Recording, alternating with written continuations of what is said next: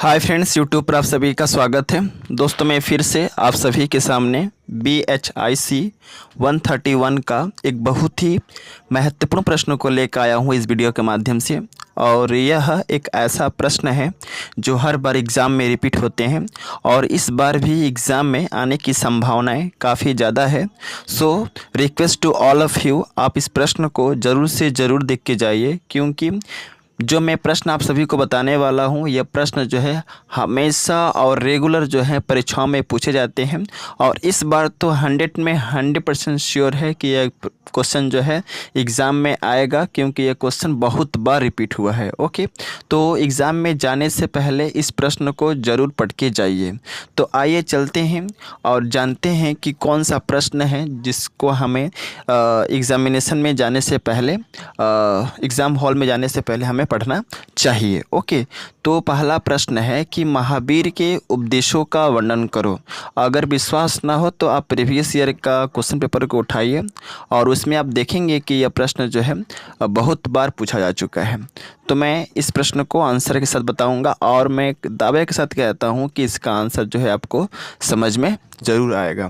तो प्रश्न एग्ज़ाम में आता है कि महावीर के उपदेशों का वर्णन करो। तो सबसे पहले हम लिखेंगे कि महावीर ने अपने जीवन काल में निम्नलिखित उपदेश दिए थे, जो इस प्रकार है। सबसे पहला हेडिंग देना है सत्याचरण। एक चीज़ बता दूं, महावीर ने अपने जीवन काल में 5 ऐसे उपदेश दिए थे जो काफ़ी विख्यात हुआ था। मैं इन 5 उपदेशों को हेडिंग के तौर पर एक एक करके बताऊंगा और उसका अर्थ भी बताऊंगा, और जिस तरह से बताऊंगा वैसे ही आपको एग्ज़ाम में लिखना है। तो सबसे पहला उपदेश दिया था सत्याचरण का।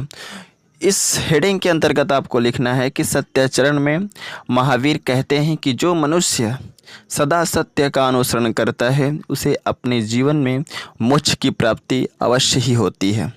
क्या लिखेंगे कि सत्याचरण में महावीर जी कहते हैं कि जो मनुष्य या जो व्यक्ति हमेशा सत्य का अनुसरण करता है, सत्य के मार्ग पर जो है हमेशा चलता है, ऐसे मनुष्य को ही उसके जीवन में मोक्ष की प्राप्ति अवश्य ही होती है। क्लियर। इसके बाद आता है दूसरा नंबर उपदेश, वह है अहिंसा। इस हेडिंग के अंतर्गत हम लिखेंगे कि अहिंसा के अंतर्गत महावीर जी कहते हैं कि अहिंसा परमो धर्म है, जिसका अर्थ है कि अहिंसा परम धर्म है।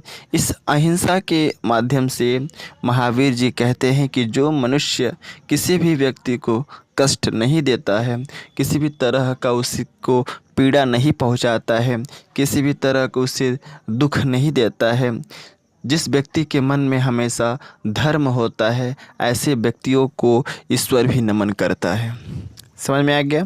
अहिंसा के अंतर्गत महावीर जी कहते हैं कि अहिंसा जो है परमो धर्म है, जिसका अर्थ है कि अहिंसा परम धर्म है।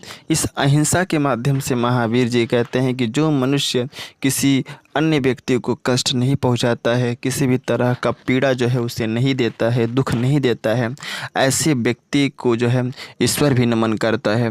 और जिस व्यक्ति के मन में हमेशा धर्म होता है, धर्म का निवास होता है, ऐसे व्यक्तियों को ईश्वर और भगवान जो है हमेशा और सदा नमन करता है। इसके बाद आता है अपरिग्रह। इस हेडिंग के अंतर्गत हम क्या लिखेंगे? इस हेडिंग के अंतर्गत आपको लिखना है कि अपरिग्रह का अर्थ है कि किसी भी वस्तु के प्रति ज़्यादा लगाव का न होना। महावीर जी कहते हैं कि मनुष्य की जो इच्छाएं होती हैं ना, वह असीम होती है। इसलिए मनुष्य को शांतिपूर्ण जीवन जीने के लिए और किसी भी वस्तु के प्रति चाह को नियंत्रण में रखने के लिए मनुष्य का अपरिग्रह का होना काफ़ी आवश्यक है। इसलिए अपरिग्रह उपदेश के माध्यम से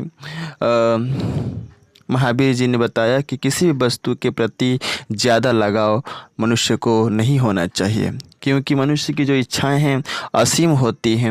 उनकी जो इच्छाएं हैं वह कभी भी समाप्त नहीं होती है। इसलिए मनुष्य को शांतिपूर्ण जीवन जीने के लिए और किसी भी वस्तु के प्रति चाह को नियंत्रण में रखने के लिए मनुष्य का अपरिग्रह का होना काफ़ी आवश्यक है। इसके बाद आता है 4th नंबर पॉइंट है, वह है असत्य।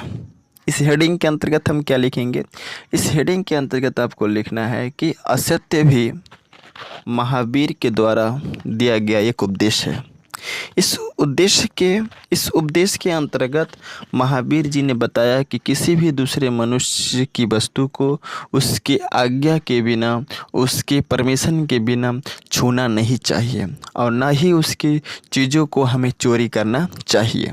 असत्य उपदेश के अंतर्गत, फिर से बता दूं, असत्य उपदेश के अंतर्गत महावीर जी संसारिक लोगों को यह उपदेश देते हैं कि किसी भी व्यक्ति को किसी अन्य व्यक्ति की वस्तु को उसकी आज्ञा के बिना, उसके परमिशन के बिना ना ही उसे छूना चाहिए और ना ही उसकी वस्तु को जो है या चीज़ों को हमें चोरी करना चाहिए।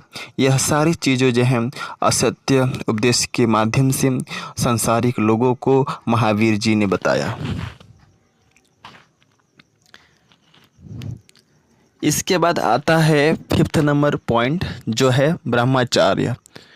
इस हेडिंग के अंतर्गत हम लिखेंगे कि ब्रह्मचर्य महावीर के द्वारा दिया गया एक सबसे प्रमुख उपदेश है।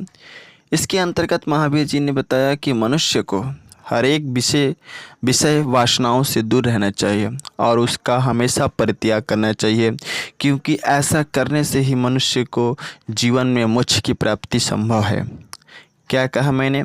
और महावीर जी ने कहा कि मनुष्य को हमेशा ब्रह्मचर्य का पालन करना चाहिए, क्योंकि मनुष्य को हर एक विषय वासनाओं से दूर रहना चाहिए और उसका हमेशा परित्याग करना चाहिए।